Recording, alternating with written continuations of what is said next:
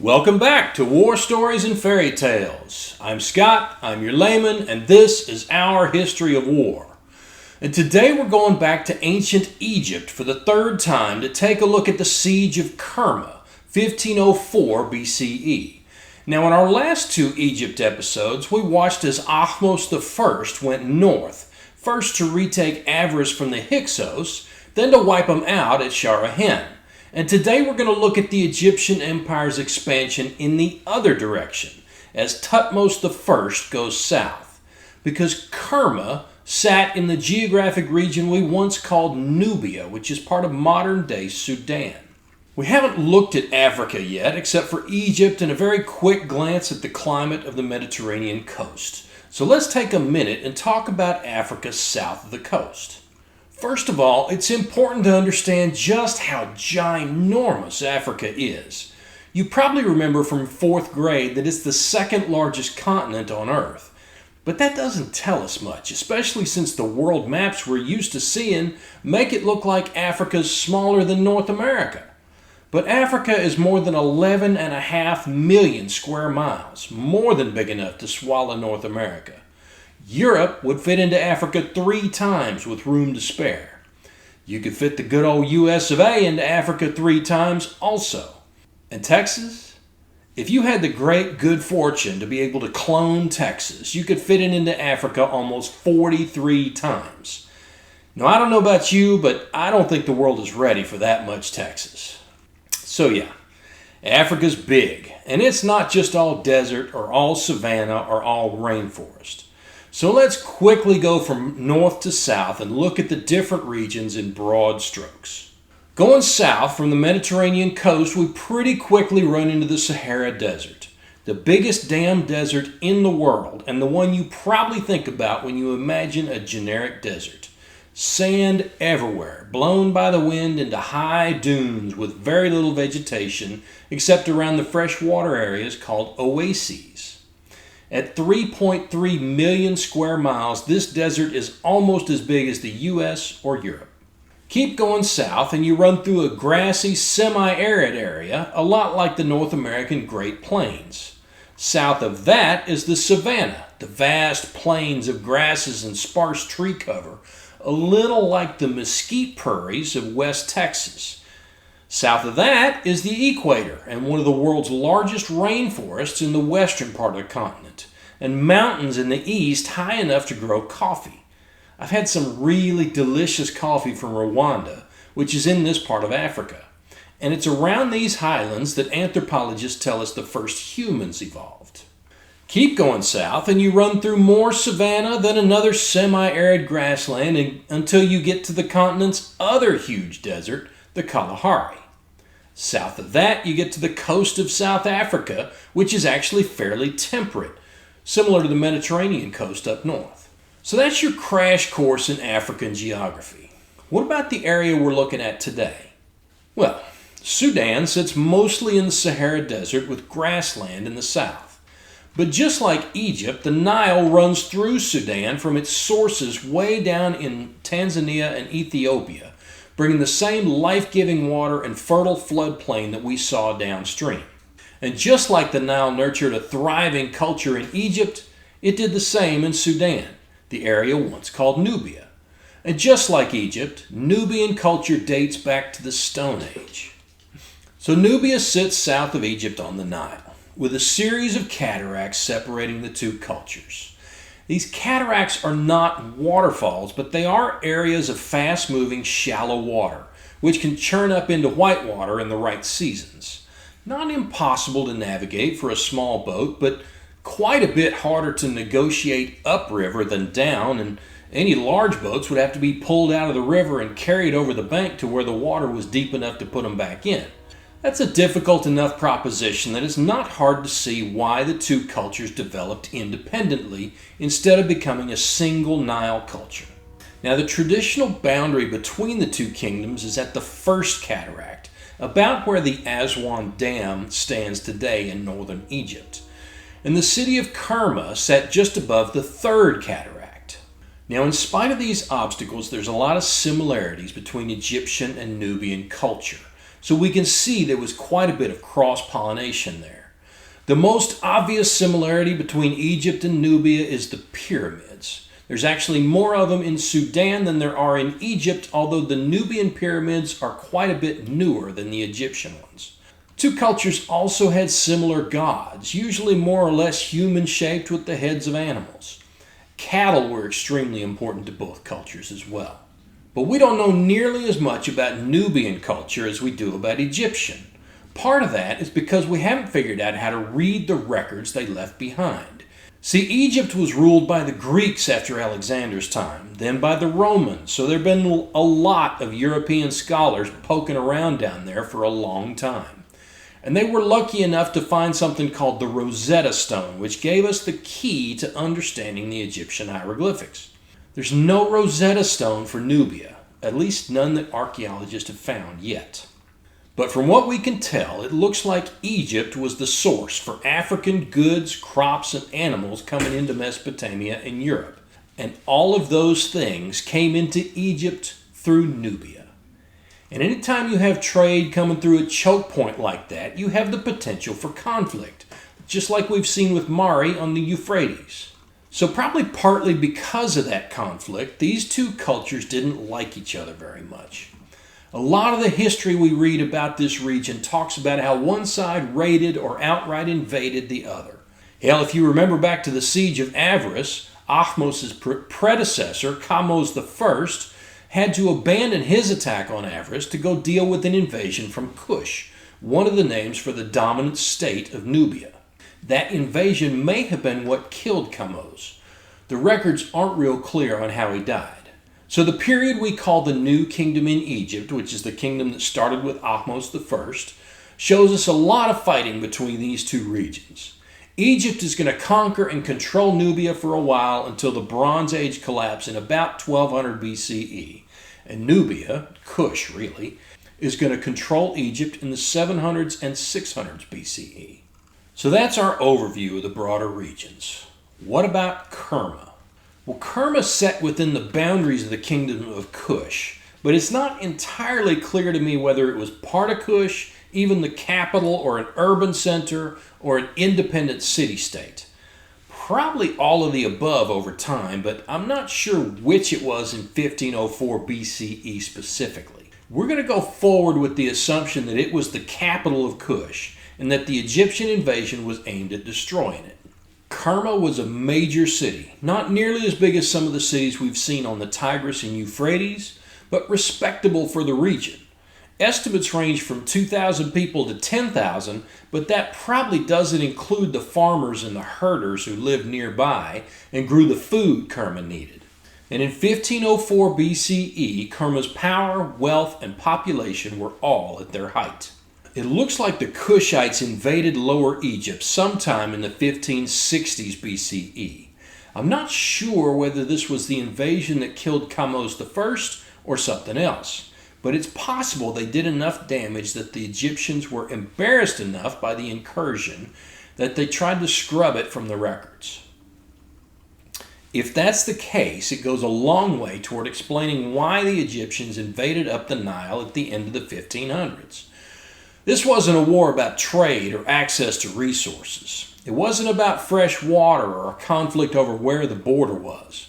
No, the Egyptians wanted payback. And after annihilating the Hyksos and expanding their empire into the Levant, they were feeling strong enough to get it. They were through with these motherfuckers.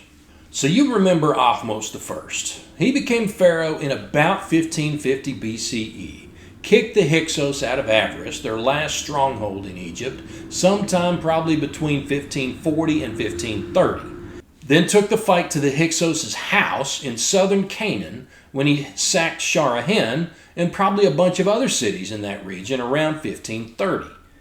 He died around 1526 BCE and was succeeded by his son Amenhotep I. He had what looks like a pretty quiet reign until about 1506 BCE, when Thutmose I took the throne. Now, Amenhotep I may have been satisfied to consolidate his power and improve things in the existing empire. But Thutmose I was a scrapper, like Thutmose. And it was just his luck that the year he took the throne, Kush started making belligerent noises again.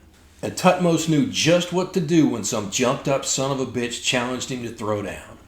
But unfortunately, we don't know much more than the bare bones of what he did. So you know what's coming. We're going to have to make some shit up. No shit.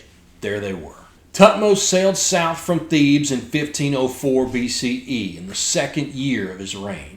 I don't know how old he was, but based on some things that are about to happen, I'm going to guess he was in his early to mid-20s. Pretty reasonable for a new pharaoh. With him was somebody you might recognize from Avarice and Sharahin.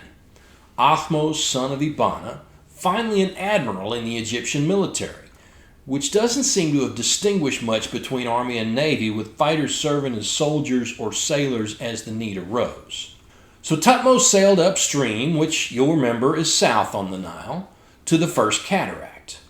There he ran into his first obstacle. Apparently there was a canal there that bypassed the cataract, which would have allowed ships to sail around the rapids. But the canal was full of rocks, which made it impossible to negotiate with a ship of any significant size. Now, if you've ever taken a multi-day canoe trip, you might be familiar with the word portage. That's what you have to do when you encounter rapids or water that's too shallow to paddle through. When you portage around a rapid, you have to unload your canoe, pick it up, and carry it to the next navigable place in the river. Then you have to go back and get the rest of your shit and carry it to where you left the canoe. Reload the canoe, and finally get back in and carry on your merry way. A portage can be anywhere from 100 yards or so to more than a mile. If it sounds like a pain in the ass, that's because it is. And that's with modern aluminum canoes, which are much lighter than the wooden boats Thutmose had. And the bigger the boat, the harder it is. His crews could probably have picked up the smaller boats and carried them around the rapids, but they would have had to put the big ones on rollers or maybe even partially disassemble them. And every boat would have had to been unloaded and the cargo moved separately, because boats are designed to be suspended in water along their entire length, and trying to carry them loaded is a great way to break them. And a military force operating in hostile territory wouldn't want to risk its boats unless it had to. These guys certainly weren't the first or the last warriors to pull their boats out of the water and carry them overland. But that doesn't make what they did easy. Now, nothing I've read says anything about the Nubians resisting these portages, which is frustrating, because if the Kushite commander, whose name I also don't know, was smarter than your average houseplant and had the kind of military capacity that attack in Egypt would have required, he would have tried to block or at least slow the Egyptians at the cataracts. These are natural obstacles to an enemy coming up the river, which he knew damn well the Egyptians would have to do. Especially since he went to the effort to fill the canals with rocks. Because I'm no expert in hydrology, but it seems to me if the canals had just fallen into disrepair, they would have been filled with mostly sand and silt. But the source we have says the canal was stopped up with stones. That says to me that people did it. So even though the sources don't say anything about it, we can assume there was some kind of Nubian force at the cataract to resist the Egyptian portage, inflict casualties, maybe convince Thutmose to turn around and go home, or maybe kick his ass and send him crying back to his mommy. Yeah, I don't think this was just a sail in, burn the city, sail out kind of operation. This was a major offensive on the Egyptian side, and probably the Nubians felt like they were defending themselves against an existential threat. This was a big fucking deal. Now, the Nubians were known in Egypt for their archery. In fact, one of the Egyptian names for Nubia was Ta Seti, or land of the bow. They may have still been using stone and bone arrowheads during this period. As you can imagine, Egypt wouldn't have wanted to allow tin to get far enough up the Nile to let their rival make bronze, which wouldn't have mattered all that much. Metal arrowheads are better than stone for penetrating armor, but the Egyptians don't seem to have worn much armor. Most of the depictions we see show Egyptian soldiers bare to the waist. And the Nubians probably had longbows or composite bows at least as good as what the Egyptians had. And really, does it matter what an arrowhead is made out of when the shaft is sticking out of your buddy's chest? And here we get to nerd out a little bit, because the Nubians used a tool called a thumb ring, which I always thought had been invented a few thousand years later by the horse archers of Central Asia. So a thumb ring is just what it sounds like. It's a big ring worn on your thumb, made out of wood or metal or possibly stiff leather, and it's designed to protect an archer's thumb from being injured when he uses a thumb draw to pull back his bowstring. Now, a thumb draw, which if you can see is a little bit like this, with the string going around with my thumb, just like that, going around the string. A thumb draw allows for a quicker and smoother release than a 2 or 3 fingered draw like we often use in the West. And a thumb ring allows an archer to safely draw a much heavier bow than he could otherwise. In terms of the technology of archery, this is a big deal. It probably means the Nubians could reach out and touch the Egyptians a long time before they were in danger themselves. So the Nubians set up on the high ground above the portage lanes, and when the Egyptians were at their most vulnerable, with their boats pulled up on the beach and the guys just getting started unloading, they would have let fly with a volley or two of arrows to kill a few Egyptians and throw the rest into confusion.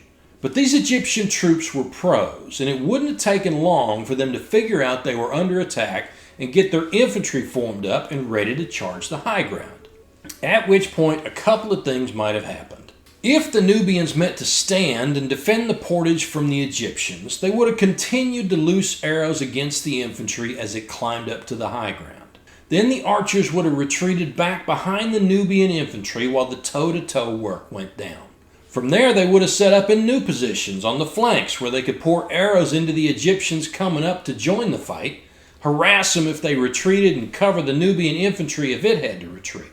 Most cultures wouldn't have had their archers loosen arrows over the heads of their own troops to inflict casualties deep in the enemy's ranks because there would have been too much risk to their own guys. But if they were confident enough in their abilities and their equipment, they might have. On the other hand, if they were just there to delay the portage and inflict casualties, they would have just loosed a few more arrows into the Egyptian infantry as it climbed up toward them, then unassed the hilltop before the Egyptians got close enough to catch them. Maybe they'd reposition and continue to harass the poor bastards below. Or maybe they would head back to the next cataract, or the next piece of high ground, or the next good campsite and do it again. Of course, Thutmose wasn't here just to march in and march out. He was here to punish and to conquer. Slow, methodical, and thorough was probably just fine with him. Either way, the Egyptian advance would have been a slog. Thutmose would have left a work detail at the cataract to clear the canal, then continued on up the river. After being surprised at the first cataract, the Egyptians would have started disembarking their infantry and clearing the high ground first before they pulled the boats up. So the Nubians would have found other ways to hit them, maybe by ambushing them at likely campsites, or shooting at them from the riverbank where the river's narrow enough, or sneaking out to the ships and trying to burn them while the Egyptians slept. These constant guerrilla-style attacks would have been hard for Egyptian morale, and in the end, the Egyptians may have just had to march their infantry up the bank clearing as they went, while the boats shattered them with the supplies and the pharaoh's entourage. Now, it's about 500 miles from the first cataract to the third, all uphill. So by the time Thutmose and his guys got to Kerma, they would have been exhausted and pissed. I have no idea how many guys would have been engaged in the attack on the city, or how long they had to lay siege before they got inside. If the advance up the river went the way I've described, it would have been slow and deliberate, and the city would have had plenty of time to get all the people and all the animals and crops inside the walls and settle in for a long siege. So we've done a few sieges so far, but this one would have been a little different, because the Kushite military doctrine was built on archers rather than infantry or chariots. And if you look at a map of Kerma, you can see it in the city's design. Take a look at this awesome model from the National Museum of Sudan. This model is from about 1700 BCE, but it shows you what I'm talking about. Notice how there aren't any gates over the main entrances and the walls. Instead, you have these chutes any traffic into the city has to pass through. Block the end of the chute with a barricade of some kind, even a couple of carts with the wheels knocked off, and any infantryman passing through that chute is a sitting duck for archers on the walls on either side. If you have enough archers and enough arrows, your enemy can throw an entire division into the chute and never get close enough to clear your barricade. If you try to avoid the gates and go over the walls or knock them down, you have a similar problem. Because in order to get close enough to ram the wall or throw a ladder up on it, you have to run the gauntlet past all those archers and all their arrows. And once you're inside, almost every structure has walls around it, which means there are no freebies in this town. This is going to look a lot like 20th century urban warfare, where you're under fire the entire time by enemies you maybe can't see and maybe can't find. Taking this town is going to be a bitch. And in order to do it, you're going to pretty much have to kill every Kerman you encounter. And based on the verbs I've seen describing what Thutmose did here, usually something like destroyed or sacked, that's what the Egyptians did. Thutmose destroyed Kerma and continued his conquest all the way down to the Fourth Cataract. By the time he was finished, Kush was thoroughly beaten. And to add insult to injury, at some point in this campaign, Thutmose is supposed to have personally killed the Kushite king, maybe in Kerma, maybe somewhere else. Now we should take this claim with a little bit of a grain of salt, because even if Thutmose did kill him personally, it doesn't mean he met him in battle like Robert Baratheon. The Egyptians could have captured him and brought him before Thutmose, who then ritually split his skull or slit his throat or bashed his brains out. Or he might have taken an arrow in the eye, or some nameless grunt might have stuck a spear in his gut, not knowing who was in front of him. And Thutmose, as the embodiment of Egypt, might have just claimed that he had done the deed. But whoever took the poor royal bastard down, he was down. And Thutmose tied his corpse to the prow of his ship and sailed back to Egypt. I have no idea how long it took Kerma to recover. It's still a city today, which is pretty common for places where people can find the things they need to live and prosper. But Thutmose did a thorough job of taking it down, then pinning it under the Egyptian boot heel. Such a thorough job that Kush didn't regain its independence for another 400 or 500 years. It wasn't until sometime after the Bronze Age collapsed that we'll see Kush come back up as a power of its own. And once again, no scorecard this time. Pretty much everything I've told you is what we call a scientific wild-ass guess. That's a swag. Based on what little we know about this campaign. So, if you enjoyed this war story, don't forget to give me a thumbs up and hit that subscribe button. And be sure to tell your nerdy friends about me. Till next time, I'm Scott, reminding you to piss when you can. Have a good one.